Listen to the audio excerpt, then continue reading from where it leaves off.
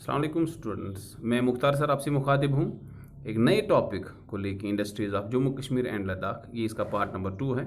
तो इसकी शुरुआत हम करते हैं आज सिलिक इंडस्ट्री के टॉपिक को लेके। सिलिक इंडस्ट्री एक ऐसी इंडस्ट्री जिसका एक नाम था पूरे वर्ल्ड में।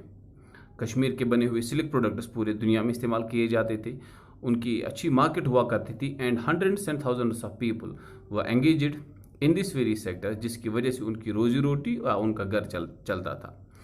इस इंडस्ट्री की तरफ हम जब देखते हैं तो यहाँ पर आजकल के दौर में अगर हम देखें, पहले ये परमानेंट और जो है सीजनल एम्प्लॉयमेंट प्रोवाइड करवाता है, क्योंकि बहुत सारे ऐसे लोग जो खेती बाड़ी के साथ वाबस्ता रहते हैं, साल के कुछ हिस्से में वो सिलिक कोकून्स को ये इसको बनाते हैं, इसको तैयार करते हैं, सिलिक वर्म्स को तैयार करते हैं। जब उनके लिए शहतूत के पत्ते तैयार रहते हैं, उन दिनों में वो अच्छी तादाद में जो है इसके साथ जुट जाते हैं और बाकी साल वो दूसरे काम करते रहते हैं। तो उनको मार्जिनलाइज्ड या सीजनल वर्कर्स कहते हैं और यहाँ पर हम उनको सीजनल जो है एम्प्लॉयमेंट का इसमें इस कैटेगरी में लाते हैं। तो यहाँ पर JNK में, जम्मू एंड कश्मीर में हमारे पास दो बड़ी सिलिक फैक्ट्रीज है प्रेजेंटली।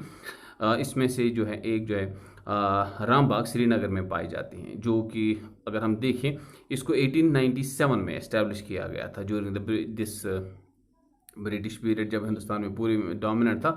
और उस वक्त यहाँ पर डोगरा हुकूमत चलती थी। महाराजा रणबीर सिंह के दौर में इसको यहाँ पर इस्टेब्लिश किया गया था, इस सिलिक इंडस्ट्री को, क्योंकि मैंने पहले ही कहा कि यहाँ इस सिलिक की उस वक्त बहुत ज़्यादा मांग हुआ करती थी। सिलिक टेक्सटाइल इंडस्ट्री जो थी या इंडस्ट्री जो थी, इसके बने हुए कपड़े पूरी दुनिया में इस्तेमाल किए जाते थे। और उस टाइम ये इंडस्ट्री पूरे वर्ल्ड में, जो रामबाग की जो इंडस्ट्री है, ये सिलिक इंडस्ट्री है, JNK की जो सिलिक इंडस्ट्री है, ये सबसे बड़ी, रामबाग की जो है सबसे बड़ी सिलिक फैक्ट्री मानी जाती थी प्रोडक्शन के हवाले से। लेकिन वक्त के साथ साथ ये पूरी तरह से ख़त्म हो गई, ठीक है सर, और इसका पूरी तरह से जो है निज़ाम ख़त्म हो गया पूरी तरह से। तो हमारे पास जम्मू में एक इसकी फैक्ट्री बनी हुई है और रामबाग में भी हमारे यहाँ पर कश्मीर वैली में इसका एक यूनिट पड़ा हुआ है, ठीक है सर। लेकिन अगर आप देखते होंगे आजकल के दौर में ये अपनी खस्ता हाली की तरफ दौड़ रही हैं और अगर जल्दी से कुछ इसकी तरफ नहीं किया गया तो आगे जाके शायद ये सिलिक फैक्ट्री पूरी तरह से जो है बंद हो जाएगी और इससे जुड़े हुए लोग जो हैं वो भी पूरी तरह से अपनी एम्प्लॉयमेंट खो देंगे। इसके बाद दूसरी इंडस्ट्री जो है JNK में, वो है फॉरेस्ट बेस्ड इंडस्ट्री। नाम सुनते ही हमें ये पता चलता है these are those industries who use the raw materials which they get from the forests. Forest से आने वाले रॉ मटेरियल को जिन इंडस्ट्रीज में प्रोसेस किया जाता है उनको हम फॉरेस्ट बेस्ड इंडस्ट्रीज कहते हैं। और इन इंडस्ट्रीज में पेपर, स्पोर्ट्स गुड्स, फर्नीचर या बाकी सारी जॉइनरी प्रोडक्ट्स तैयार किए जाते हैं। और when we look at this very forest based industry in the Jammu and Kashmir, there are numerous people who are associated with this industry. हज़ारों लाखों लोग, आज भी हज़ारों लोग इसके साथ जुड़े हुए हैं और वो अपनी रोजी रोटी इन फॉरेस्ट बेस्ड इंडस्ट्रीज से हासिल करते हैं, ठीक है सर। और इस फॉरेस्ट बेस्ड इंडस्ट्री की अगर हम बात करें, फॉरेस्ट बेस्ड इंडस्ट्री की, तो ये दो कैटेगरीज में बटी हुई है। एक है पब्लिक सेक्टर इंडस्ट्री, वो गवर्नमेंट की कुछ हमारे पास फॉरेस्ट बेस्ड इंडस्ट्री हैं, और न्यूमरस बहुत सारे लातादाद छोटे यूनिट्स जो फॉरेस्ट बेस्ड इंडस्ट्रीज हैं जहां पर फॉरेस्ट प्रोडक्ट को लाके प्रोसेस किए जाते हैं, उनकी तो बरमार पड़ी हुई है, particularly in certain specific areas in the Jammu and Kashmir, particular in the Kashmir valley. अगर हम प्रोमिनेंट या इंपॉर्टेंट जो फॉरेस्ट बेस्ड इंडस्ट्रीज हैं, गवर्नमेंट की जो बनी हुई इंडस्ट्रीज हैं, इसमें गवर्नमेंट जॉइनरी मिल जो है पामपुर में, ये बड़ी इंपॉर्टेंट है। इसमें बड़ी ब्रह्मनाथ दूसरी है जम्मू में, यहाँ पर भी अच्छी खासी जो है इंपॉर्टेंट ये फॉरेस्ट बेस्ड इंडस्ट्री पड़ी हुई है। इसमें जो है स्पोर्ट्स गुड्स ये बनाए जाते हैं, तैयार किए जाते हैं। और जम्मू में हमारी जो है मीरान साहब जम्मू में, वहाँ पर हमारी ये स्पोर्ट्स गुड की फॉरेस्ट बेस्ड इंडस्ट्री बनी हुई है। और अनंतनाग में हमारे बहुत यहाँ पर भी हमारी एक फॉरेस्ट बेस्ड इंडस्ट्री पड़ी हुई है। अगर हम देखें इन फॉरेस्ट बेस्ड इंडस्ट्री ज़्यादातर हम स्पोर्ट्स गुड्स प्रोड्यूस कर पाते हैं। इसके अलावा, गवर्नमेंट के अलावा, मैंने पहले ही कहा कि बहुत सारे ऐसे लोग कश्मीर वैली में जो इस सेक्टर से जुड़े हुए हैं जो स्पोर्ट्स गुड्स को तैयार करते हैं, क्योंकि कश्मीरी वेलो जिसका आपने नाम सुना होगा, ये कश्मीरी वेलो का बना हुआ बैट स्पोर्ट्स इंडस्ट्री में इस्तेमाल किया जाता है। और बहुत सारे ऐसे प्रोडक्ट्स आज भी इन इंडस्ट्री से प्रोड्यूस करके दुनिया के अलग अलग हिस्सों में बेचे जाते हैं। The product is the finished products which we get from these forest based industries.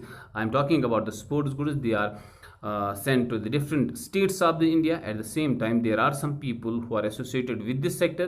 They export some the important items of this forest based industries to the foreign markets also. ठीक है, तो इससे बहुत सारे लोगों को जम्मू में और कश्मीर वैली में रोजी रोटी कमाने का मौका मिल जाता है। If the government take positive initiatives to develop this very industry, तो आगे जाके बहुत ज़्यादा लोग इसके साथ जुड़ जाएंगे और इससे स्टेट की इकोनॉमी को डेवलप करने का हमें मौका मिल जाएगा।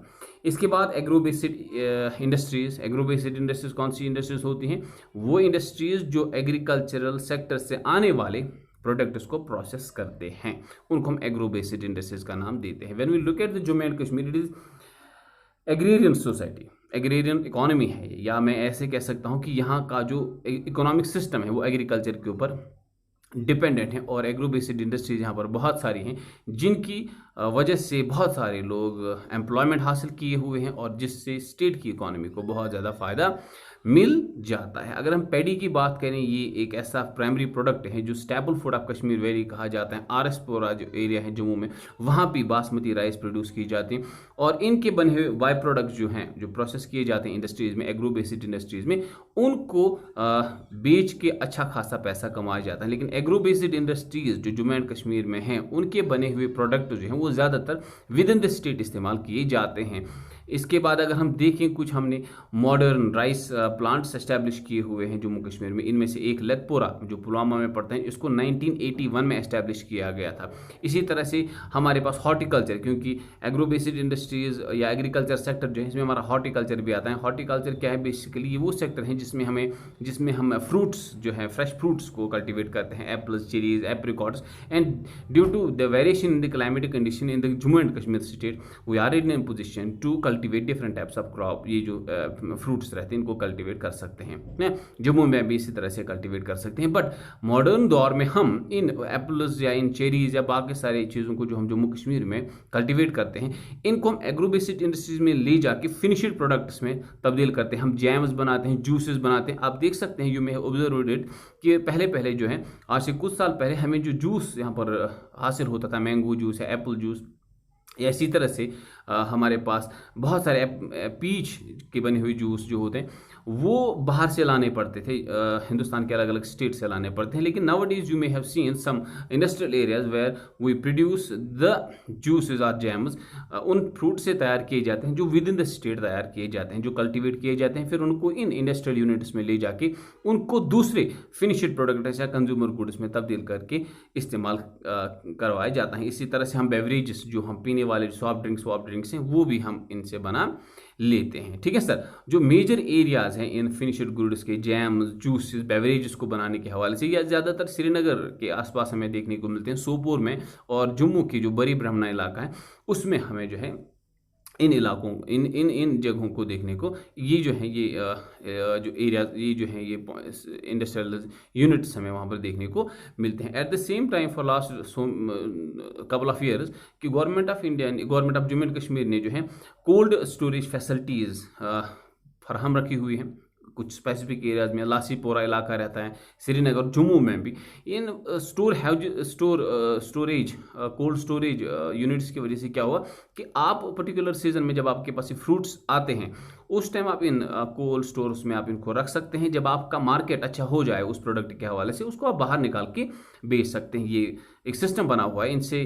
किसानों को अच्छा खासा फ़ायदा मिलता है। And the people who are associated with this horticulture sector, उनको इससे जो है नुकसान होने का कम खतरा रहता है। तो प्रोवाइडिंग स्टोरेज फैसिलिटीज़ या अच्छा मार्केट देना गवर्नमेंट का ये ज़रूरी होता है, तभी जाके आपकी हर कोई सेक्टर डेवलप कर सकता है। और अगर हम कश्मीर की बात करें जो कि एग्रेरियन सोसाइटी, अगर आपको इसको डेवलप करना है तो जो एग्रेरियन सोसाइटी में, जो एग्रीकल्चरल सोसाइटी में आपके पास प्रोडक्ट्स आते हैं, उनको सही मार्केट मिलने के लिए आपको ये मॉडर्न तरीके अपनाने होंगे, तभी जाके आपका जो है किसान और इससे जुड़े हुए लोग जो है अच्छा खासा पैसा कमा सकते हैं। ठीक है, वरना क्या होगा भाई साहब कि आप प्रोडक्ट तो तैयार करेंगे लेकिन मार्केट ना होने की वजह से, अच्छी आमदनी ना होने की वजह से अल्टीमेटली ये किसान जो है, ये इससे जुड़े हुए जो लोग हैं वो करेज खो देंगे और नतीजा ये निकलेगा कि आपका ये सेक्टर धीरे धीरे करके डूब जाएगा। हमें नई वैरायटीज़ लानी है, हमें इसमें मॉडर्न टेक्निक्स का इस्तेमाल करना है, तब जाके हम आगे जा सकते हैं। इसके बाद मिनरल्स की हमें बात करेंगे, मिनरल बेस्ड इंडस्ट्रीज की बात करेंगे। मिनरल बेस्ड इंडस्ट्रीज क्या होती हैं? ये वो इंडस्ट्रीज होती हैं जो मिनरल्स को प्रोसेस करके फिनिश्ड प्रोडक्ट्स में तब्दील करते हैं। हमारे पास iron and steel industry suppose अगर है, तो आयरन एंड स्टील इंडस्ट्री दो टाइप्स की होती है, primary iron and steel industry और secondary iron and steel industry. Primary iron and steel industry वो होते हैं जहां पर मिनरल को, उस मिट्टी को प्रोसेस करके स्मेल्ट करके आयरन हासिल किया जाता है, ठीक है। लेकिन चूंकि when you look at the Jammu and Kashmir, हमारे पास इस जैसे रॉ मटेरियल की बहुत कमी रहती है, ठीक है। आप उस वजह से हम क्या करते हैं, बहुत कम हमारे पास ये मिनरल बेस्ड इंडस्ट्रीज देखने को मिलती हैं, ठीक है सर। मिनरल एक्सट्रैक्शन जो है ये एक प्राइमरी इकोनॉमिक एक्टिविटी कंसिडर की जाती है, और जम्मू एंड कश्मीर और लद्दाख में हमारे पास कुछ गिने चुने मिनरल्स, लाइमस्टोन, जिप्सम या बॉक्साइट अवेलेबल हैं बड़े पैमाने पे। इनको मिनरल्स कहा जाता है, नेचुरली मिनरल्स ही हैं, लेकिन इनकी एक्सट्रैक्शन जो होती है और बाद में जो प्रोसेसिंग होती है वो मिनरल बेस्ड इंडस्ट्रीज में होते हैं। इनसे अलग, इनको अलग अलग चीज़ों में इस्तेमाल किया जाता है।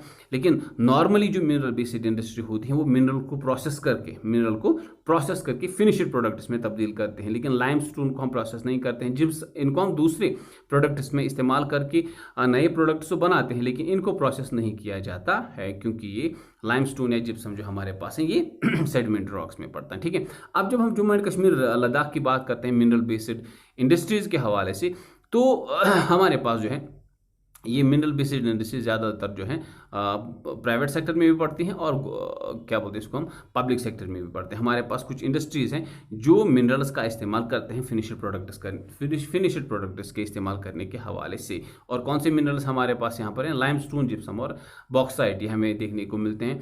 अब ज़्यादातर वो इलाके, the important areas in the Jammu and Kashmir and Ladakh where we have these minerals and all that, इसमें हमारा बारामूला आता है, अनंतनाग आता है, रियासी और बसोली रीजन जो है जम्मू कश्मीर की, वहाँ पर हमें लाइमस्टोन, जिप्सम और बॉक्साइट मिलता है। और इनका इस्तेमाल अगर हम देखें पब्लिक सेक्टर में भी मैंने कहा कि, और इसके साथ साथ हम प्राइवेट सेक्टर में भी इनका इस्तेमाल करते हैं। और जो main industry Jammu and Kashmir में है जो इन मिनरल्स का इस्तेमाल करते हैं वो सीमेंट इंडस्ट्री। हमारे पास सीमेंट इंडस्ट्रीज़ जो है बनी पड़ी हुई हैं, एरियाज हमारे पास पड़े हुए हैं। इसमें से कुछ गवर्नमेंट की बनाई हुई सीमेंट इंडस्ट्रीज़ हैं। एक इसमें है वेन सीमेंट इंडस्ट्री, ठीक है सर। दूसरी है पीसीबी बड़ी ब्रह्मना, जो कि इन दोनों को जो है जम्मू कश्मीर मिनरल्स चलाते हैं सीमेंट इंडस्ट्रीज़ को, और इन इंडस्ट्रीज़ में हम ये लाइमस्टोन, जिप्सम वगैरह जैसी चीज़ों का इस्तेमाल करते हैं। इसके अलावा ब्रिक्स भी बनाए जाते हैं, और ब्रिक्स की बनाने की जो फैक्ट्री हमारे पास हैं, जो मॉडर्न तरीके से ब्रिक्स बनाए जाते हैं, ऐसे ब्रिकलिन्स में नहीं जो बट्ठे वट्ठे होते हैं उस तरह से नहीं, हमारे पास फैक्ट्रीज रहते हैं, वहाँ पर ये मॉडर्न ब्रिक्स तैयार किए जाते हैं। टाइल फैक्ट्रीज हमारे पास रहती है, इनमें भी इन लाइमस्टोन और जिप्सम वगैरह का इस्तेमाल किया जाता है, ठीक है सर। इसी तरह से हमारे पास मॉडर्न इंडस्ट्रियल सेंटर जो है, ये इसको हम कह सकते हैं, ये ज़बरदस्त तेज़ी से बढ़ रहा है, जो कि बड़ी ब्रह्मना जम्मू में हमें देखने को मिलता है। And they play a very important role as far as boosting the manufacturing sector is concern. अगर हमें मैन्युफैक्चरिंग सेक्टर को डेवलप करना है तो हमें ये मॉडर्न इंडस्ट्रियल सेंटर्स बनाने होंगे, तभी जाके बहुत सारे लोग बहुत सारे प्रोसेसिंग करके हम J&K को आगे ले जा सकते हैं, ठीक है सर। इसके अलावा आगे देख सकते हैं ये जो ज़्यादातर ये बड़ी ब्रह्मना का जम्मू का जो इलाका है, ये ज़्यादातर कंज्यूमर गुड्स बनाते हैं। वो जो कंज्यूमर गुड्स जो इस्तेमाल करते हैं, डायरेक्टली कंज्यूम करते हैं, वो चीज़ें बनाते हैं, और बाकी ड्यूरेबल कंज्यूमर गुड्स तैयार करते हैं, ताकि ज़्यादा से ज़्यादा चीज़ें बना के लोगों को दस्तियाब रखी जाए और उनसे उनको वो फ़ायदा मिले। क्योंकि प्रोसेसिंग के बाद जो चीज़ों की जो वैल्यू है वो बढ़ जाती है। आपको याद रखना होगा बेटा कि ये जो प्रोसेसिंग होती है, मैं आपको एक सिंपल सी मिसाल देता हूँ। अगर आप एग्रो बेस्ड इंडस्ट्री की बात करेंगे, हम गेहूं जो एग्रीकल्चर सेक्टर से हासिल करते हैं, उस गेहूं को हम डायरेक्टली भी खा सकते हैं, लेकिन उसको इंडस्ट्री में ले जाके आटा बनाना, मैदा बनाना जो होता है, ये उसी प्रोडक्ट का है जिसको हम गेहूं कहते हैं। गेहूं से ही दोनों चीज़ें तैयार की जाती हैं, सूजी वगैरह तैयार की जाती हैं। लेकिन जो ही आपने इसको प्रोसेस किया, अगर आपने 1 kg गेहूं 10 रुपये का लिया था, वही प्रोसेस करने के बाद 20 रुपये का बन जाता है। क्योंकि जब आप उसके ऊपर पैसा लगाएंगे, उसको प्रोसेस करेंगे, तो अल्टीमेटली उसकी वैल्यू बढ़ जाएगा और इस्तेमाल करना भी आसान हो जाएगा, और इससे बनने वाली चीज़ों जो बाकी होंगी वो भी आसान हो जाएंगी। क्योंकि आप डायरेक्टली जो है गेहूं से बिस्किट नहीं बना सकते, पहले उसको आपको मैदे में कन्वर्ट करना है और मैदे को बिस्किट में कन्वर्ट किया जाता है। तो इस तरह से इसकी वैल्यू बढ़ जाते हैं। सबसे इंपॉर्टेंट जो industry Jammu and Kashmir state में है वो है टूरिज्म इंडस्ट्री, क्योंकि हम देख सकते हैं, हम अपनी आंखों से भी इसको ऑब्जर्व कर सकते हैं, we can observe this thing in the whole Jammu and Kashmir state, कि हमारे पास ऐसे एरियाज हैं जो हज़ारों लाखों लोगों को पूरे वर्ल्ड से अट्रैक्ट करने के लिए काफ़ी हैं। When we look at the whole Jammu and Kashmir state, the tourism industry is considered as the backbone of the economy of the Jammu and Kashmir और लद्दाख। हाँ, हमारे पास स्प्रिंग्स हैं, स्नो कैप्ड माउंटेन्स हैं, वैलीज हैं, ग्लेशियर्स हैं, क्या क्या नहीं है सर। लेकिन सिर्फ फ़र्क इतना है कि हमारे पास जो प्रॉब्लम्स रहती हैं कभी कभी, जिनकी वजह से टूरिज़्म जो सेक्टर ठप हो जाता है और अल्टीमेटली इससे हुए लोग, जो जुड़े हुए लोग हैं, उनको बहुत ज़्यादा दुश्वारियों का सामना करना पड़ता है। और I am again telling you that we are having a potential to attract hundreds and thousands of international tourists to the Kashmir. जब वो आएंगे, पैसा खर्च करेंगे और इकोनॉमी को डेवलप तभी जाके हम कर सकते हैं। हमारे पास आर्कियोलॉजिकल टूरिज्म है, कल्चरल टूरिज्म है, रिलीजियस प्लेसेस हमारे पास हैं, ठीक है सर। ट्रैकिंग के लिए अपॉर्चुनिटीज़ है, माउंटेनियरिंग, सीकिंग, क्या नहीं है सर।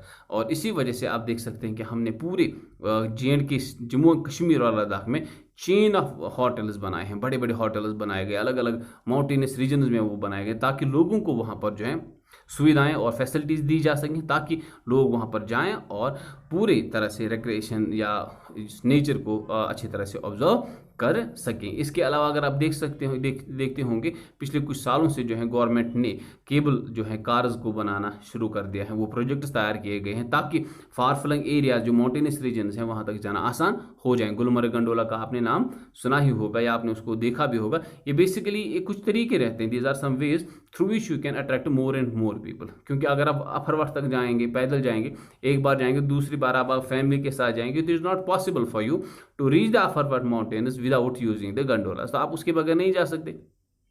तो ये सुविधाएं आने के बाद आप अच्छी तरह से वहाँ पर जा सकते हैं और लोग प्रेफर करेंगे फिर वहाँ पर जाना, ठीक है। और अगर हम देखें पूरी तरह से, हम पूरी दुनिया में हॉस्पिटैलिटी के लिए बहुत ज़्यादा मशहूर हैं। जम्मू एंड कश्मीर जो है ये हॉस्पिटैलिटी के लिए बहुत ज़्यादा माना जाता है। लेकिन इस चीज़ को बनाए रखने के लिए हमें जो क्वालिटी है अपनी सर्विसेज की वो बनाए रखनी होंगी, और इसके साथ साथ हमें अपना एनवायरनमेंट भी ख्याल रखना होगा। क्योंकि अगर हमने टूरिज्म सेक्टर को डेवलप किया at the cost of our environment, तो हम उससे इकोलॉजिकल बैलेंस बिगड़ जाएगी। हमारे ये जो अट्रैक्टिव टूरिज्म ये जो है सेंटर्स हैं, अगर हमने इनको बर्बाद कर दिया, हाँ हमने सिर्फ होटल्स बनाए, सड़कें बनाए और नेचर को हम भूल गए, उसको हमने डेवलप नहीं किया, उसको हमने मेंटेन नहीं रखा उसी हालत में जिस हालत में वो उसको नेचर ने रखा है, तो अल्टीमेटली वो अपनी खूबसूरती खो बैठेगा और ये टूरिज्म सेक्टर जो है वो ख़त्म हो जाएगा। तो ये कुछ छोटी छोटी और मोटी बातें थी जम्मू एंड कश्मीर के हवाले से, इंडस्ट्रीज़ के हवाले से। इसको आपने सुना, उम्मीद है कि आपको ये बातें पसंद आई होंगी। So please again go through the book, किताब को पढ़ें, read the book carefully and get the extra points which is over there, जो हमने नहीं बताए होंगे या स्किप होंगे तो उनको आप फिर से पढ़ने की कोशिश करेंगे, और उम्मीद है कि इन चीज़ों से आपको फ़ायदा मिलेगा। तो अगले वीडियो तक के लिए खुदा हाफिज़, सलाम अलैकुम।